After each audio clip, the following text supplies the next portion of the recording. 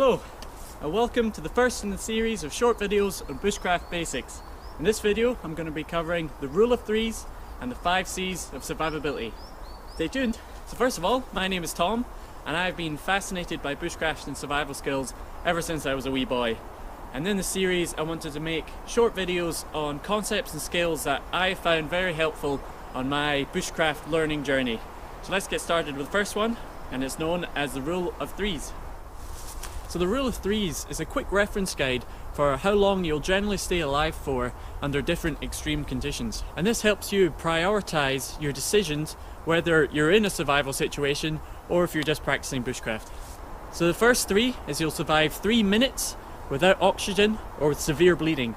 The second 3 is you'll survive 3 hours outside your body core temperature, so whether that's extreme cold or extreme heat.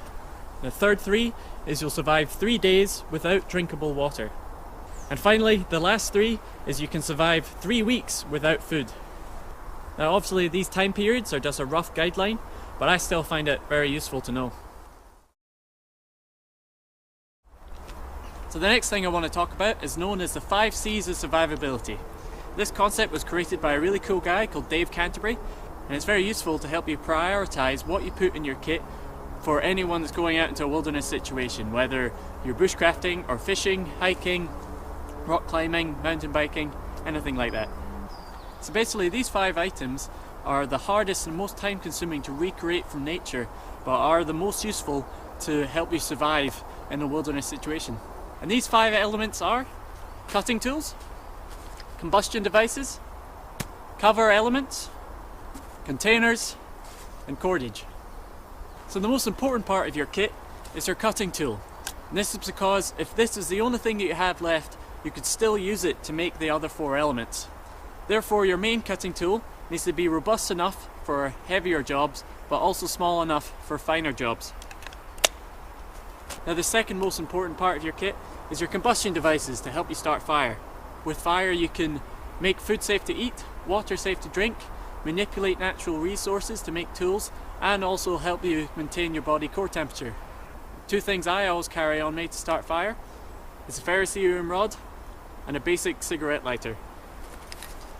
And the third element of the kit is a covering device. This is basically anything that helps you keep your body core temperature and can give you shelter. I like to carry a tarp or a poncho, but you can also carry an emergency blanket, emergency bivvy, or even a wool blanket. The fourth element of the kit is a container, specifically a metal container. This is because boiling water is the most effective way to sterilize it and make it safe to drink. The final element of the kit is cordage. This is because it's so useful for making shelters, making tools, and although you can make small amounts easily in nature, it takes a long time to make large amounts. I like to use something like paracord because you can split it down into smaller fibers if that's what you need to use.